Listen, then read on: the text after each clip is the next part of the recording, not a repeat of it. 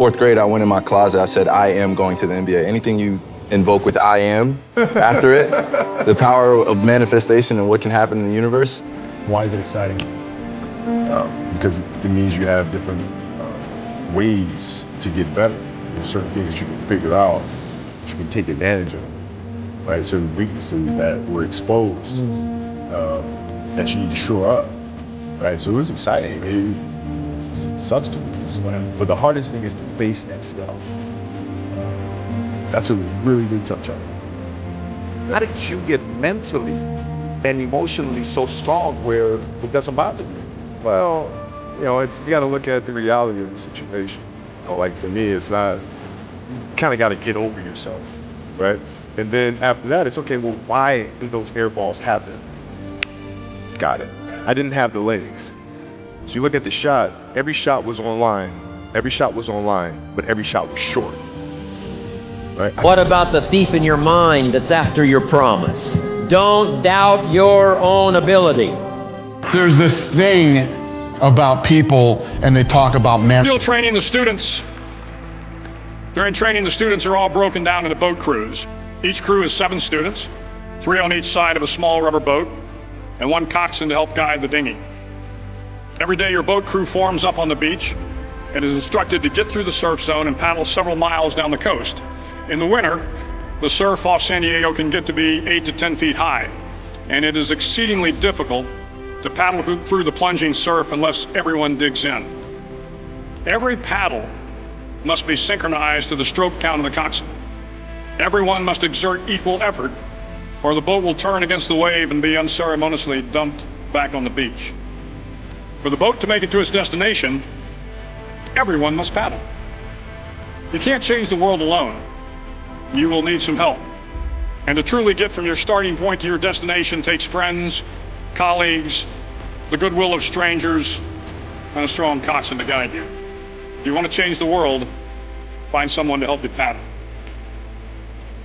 Over a few weeks of difficult training, my SEAL class, which started with 150 men, was down to just 42. There were now 6 boat crews of 7 men each.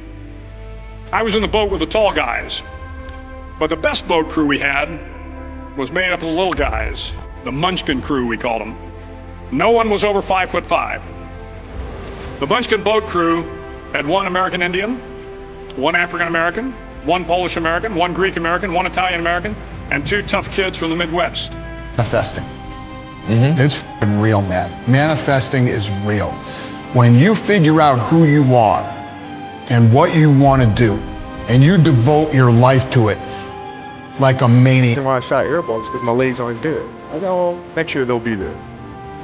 I have to do the hard stuff and watch them, and study them, to not make those mistakes over and over. Just because you're able to face it, so you gotta deal with it. Gotta deal with it. Face it, learn. You don't want to have that thing. Right? So you gotta really study it, face it. And not to say you'll win the next time, but at least you'll give yourself a better chance. Yeah. It's an obsessiveness that comes along with it. You want things to be as perfect as they can be, understanding that nothing is ever perfect. But the challenge is trying to get them as perfect as they can be. And what can you do? It's in your control. So control what you can. You have this mindset, but how did you develop that? I don't know if that. And this roadmap on how to get there. The power of the mind, people don't understand. We still don't understand. I still don't understand how powerful it is. I'm still learning. But I know one thing is I can make things happen. The question is, will you put the work in that is That's what you call the Mamba mindset, but how did you develop that? And Well, when did it start? It started in middle school and high school. Because a lot of the kids that I was playing against were inner city kids. And so they're looking at me as against kids soft.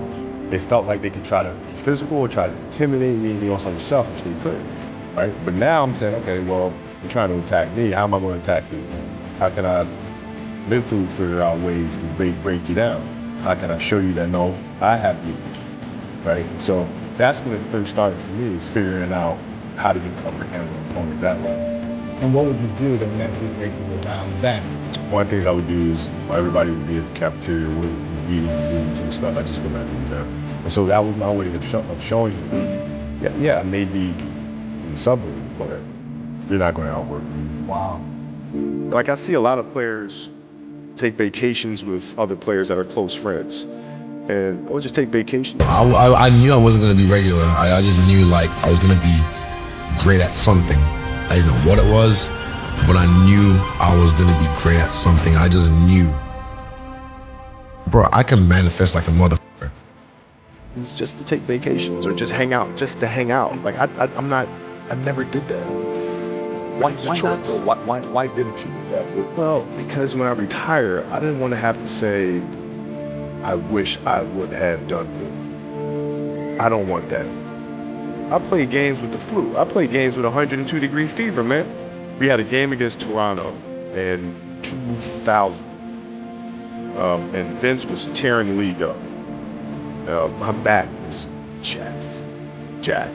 So I would be in the layup line like, okay, there's a lot of days where you can rest and recover.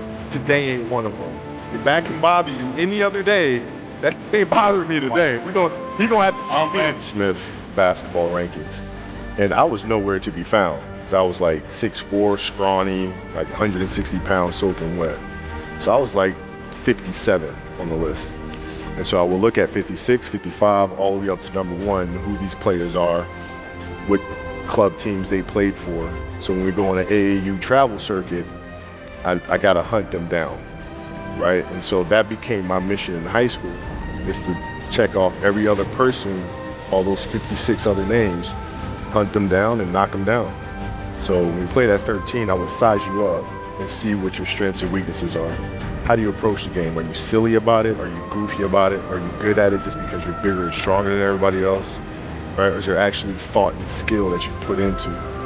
Right? And when I'd play to my weaknesses. I always work on the things during those games that I was weak at. Today, you're playing against the Golden State Warriors. Score is 107-109. You guys are close to getting into the playoffs. You know exactly what happens in the game. You go up, you're about to take your shot, and then all of a sudden, boom, the Achilles happens, right? A friend of mine, Nima, he is here just to listen to you play ball. And he told me, he says, Patrick, I don't think you understand. He says, when I told my Achilles in high school, and 4 friends of mine dragged me to my house, I was crying from there straight to the hospital. He says, I have no clue how the hell this guy did it. He went and hit the free throws, and then you walked off the stage. How the hell do you tolerate that kind of pain? I use this. I tell this example, and I think this is the best way to explain it. You have a hamstring injury, you pull your hamstring really, really badly. Think and Grow Rich by Napoleon Hill. There was a book, and it said, Think and Grow Rich. And I remember going through the pages and reading the principles. Wow. Were you always competitive from the day you were born? You were so competitive? Competitive with things that I participate in. So I'll put it to you this way. So basketball for me was the most important thing. So everything I saw, whether it was TV shows, whether it was books I read, people I talked to, everything was done to try to learn how to become a better basketball player. Everything. And so when you have that point of view, then literally the world becomes your library to help you to become better at your craft. So at 13 years old, I had a kill list. And so, they used to do these rankings. It was street. The foundation of this is anything the mind can conceive and believe it can achieve.